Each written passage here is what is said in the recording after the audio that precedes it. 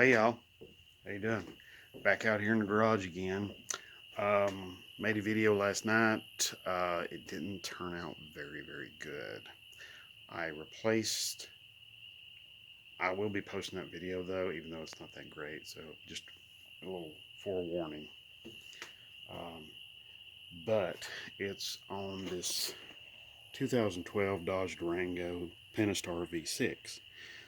Um, the water pump was leaking, and these two power steering hoses down there, these two right here, those two were leaking as well. As you can see, I have replaced those now, and they have just regular hoses on there. There's nothing terribly special about those hoses. Okay, that's just 7/16 hose for it's actually transmission cooler hose. So that you can buy just in bulk at like your regular auto parts stores. Okay, so nothing special about that. The water pump is one I got from it's a DNJ. I think we got it from Amazon or something like that. Bolted right up, fits perfectly. So far, he's doing a great job. However, the thermostat housing, well, it broke, and right here it is. And I don't know, I'll tell you what, let's get over here where the light's pretty good so you can see what I'm talking about. There is a small, little, tiny little, almost imperceptible little crack right there. It's just a little, tiny little crack right there. My fingernail was. I'll tell you what, can I put a little extra light on it in here? You see that little? There's just a tiny little place right there where that little piece of plastic sticking out. It's just a tiny little crack, and when it's under pressure, it starts leaking. Well, of course, that's not going to work. And that thermostat housing's not that old.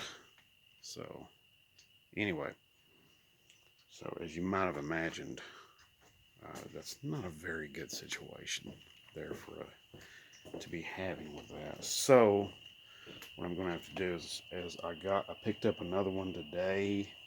They're not terribly expensive. They're like 20 something dollars at like AutoZone, which you can see right here has the thermostat built into it. You can replace just the thermostat if you want to, but these things are plastic. They do break. Uh, you know, it may be a pretty decent idea to even have an extra one of these laying around. You know what I'm saying? Uh, this particular Durango has 150 something thousand on it, so it's just the way it goes. But I thought I'd make this video. Um, if you do have to replace those hoses down there, they go through the radiator. There's a little place down there where they go around the radiator and they come out to that cooler down there. I don't know if you can see it. There's a cooler down there in front of the AC condenser, and they come up to that. Those hoses do. If you have to do that job, believe you me, there is a better way to do it than removing this grill and bumper cover assembly. Because I'm going to tell you that all this here and this all comes off together. It doesn't come off separate. It's one entire piece along with that down there. I'm not doing it just to do that. So I figured out a better way. What you do is you take the hood latch off. There's two bolts. There's a bolt beside the hood latch and another bolt on the other side of the hood latch. You take those loose, and then there's like 6 bolts. They're 10 millimeter head. There's like 3 on this side, and there's 3 on this side. You take them loose, and then the radiator, the top of the radiator brace comes out. Okay, you take that out. Once you take it out, you also can unclip this fan assembly. So there's a clip right there, And there's another one just like it over here, and then the whole thing just lifts right up out of there, and you can take it out of there and get it out of your way. And what you do is you take it out of there, and then you push. Once you get this out and the radiator fan assembly out, then you just simply push the radiator back a little bit, and then once you do that, then you can get to those hoses a little bit. And it's still not terribly easy, but it beats all that work of taking the radiator, the grill and the bumper cover and that lower valence off all together in one big chunk. No, I ain't doing that. So, but the water pump is actually very simple. It's very straightforward. There's 12 bolts. Most of them are 10 millimeter. There's two different lengths. Then there's a 13 and a 15 millimeter. And then this one here's a 13 millimeter. Okay? And these longer bolts that goes into these longer bosses here, they have a plastic sleeve that goes over the bolt that helps position a pump correctly on these bolts and helps hold the pump in there correctly, like a dowel almost, okay, like a dowel pin. So I wish I had made a video showing all of this, but I just simply kind of forgot. So that's just the way it is. But sorry about that. But the thermostat housing started leaking on me last night when I was finishing everything up. And it was like, oh crap.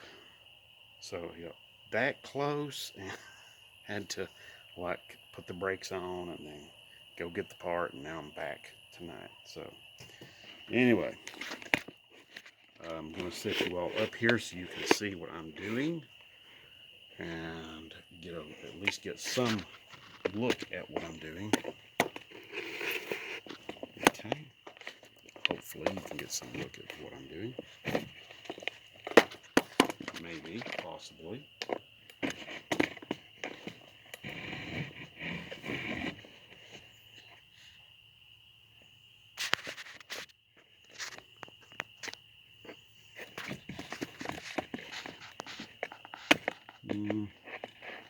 I'll get this figured out here in just a minute, okay?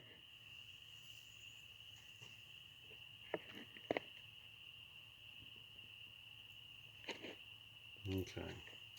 So, alright. Here we go with the thermostat housing. We're going to put this dude on. And now the new one comes with the gasket already installed, thermostat already installed. And, okay. And this is a bleed screw. Now, this is plastic going into plastic. And like I said in the previous video, please do be careful. Okay. Because these aren't tremendously durable. Now, these also have a little tang right there that locates them right there on where the thermostat housing bolts up. Now, of course, like anything that takes coolant, you're going to have to bleed the cooling system. That's what this is actually for. But it helps to have this thing sitting on a hill or a slope and have the front end sitting uphill, pointing uphill. That way, the cooling system can help. It can help bleed the cooling system, get the air bubbles out, okay? Bleeding the cooling system is just the same as like bleeding the brakes. You're just getting the air out of the system. Air gets in there, and then you can't get heat to the heater inside, and then the air stays in there, it becomes trapped, and then you cannot get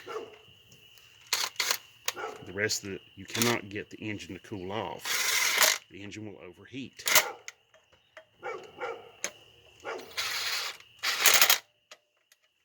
So that is very important. You got to be able to keep this thing cool, and you got to be able to get the heat in there to the radiator, because if you don't,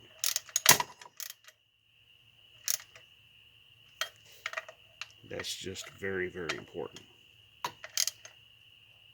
If you can't get the heat in there to the heater, then In wintertime, it's going to really suck. Okay, so got my hose clamp here, which I'm not terribly fond of, but we're going to use it anyway. One of those spring clamps. Don't like them, but that's just the way they are. Difficult, hateful things, but please do be careful of these things. They can snap, just like that. And then your pliers become wedged in them. So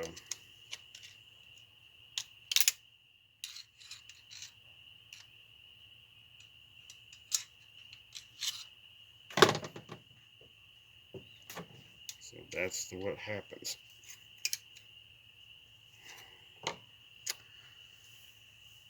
I'm going to have to pause this for just a minute. Okay, we've got the thermostat housing on, and I've got the bleed screw loosened up here. I'm going to start adding coolant to the radiator, and then after a minute or two, I'm going to start the engine up and continue to bleed this son of a gun. The really bad part is that when the air intake assembly is on here, getting to this is really, really difficult. I may leave it off while I'm trying to bleed the air out of this.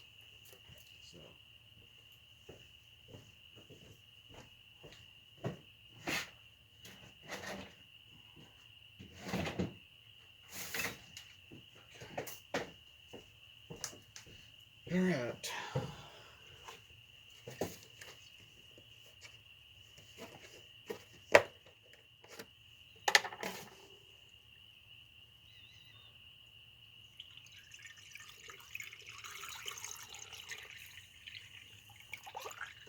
Okay, I don't know if you can see it or not, but there's coolant coming out of this bleed screw. So I'm going to just run this down here. I'm not going to over tighten it with a screwdriver or nothing like that. Like I said, it's plastic into plastic. Don't want to get crazy with it.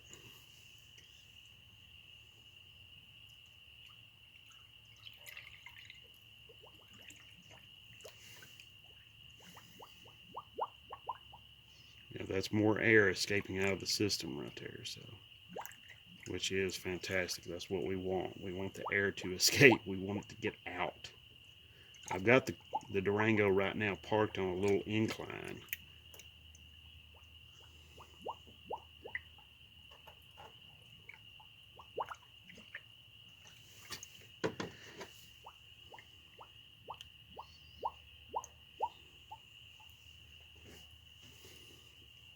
So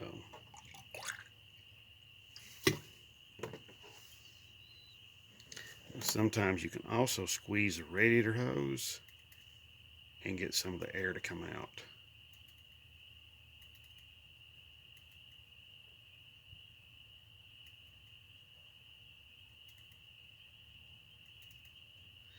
And when you first crank the engine up after you've done any kind of work on the coolant, you've opened up the cooling system, whether you've just changed hoses or whatever,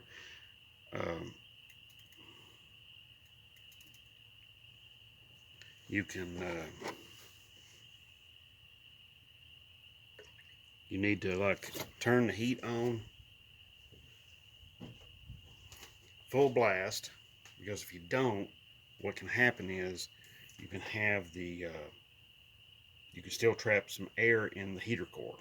So that's very important. Okay. All right.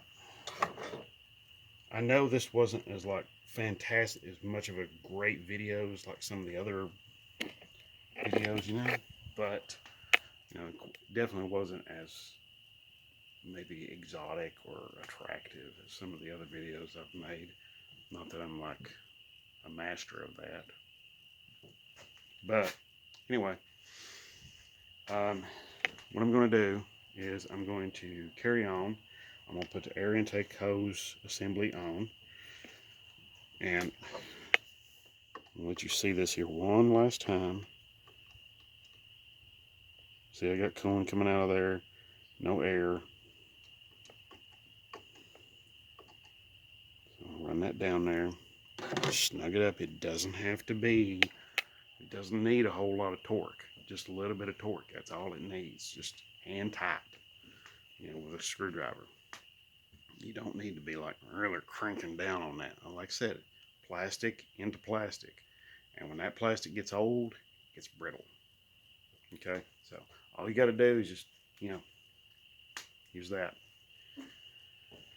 So anyway, I'm going to carry on with this, and I will give you an update later on, let you know how this is all going. Oh, I will let you know that the power steering system is working really, really well. Tell you what, why don't we check the fluid level? I think it's okay. Oh yeah, it's great. It's like right there, so it's still good.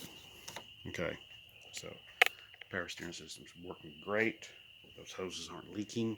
That panel down there, I'm going to probably take that off tomorrow evening and clean that dude up and get that thing cleaned up. That way, any more leaks, it'll show up.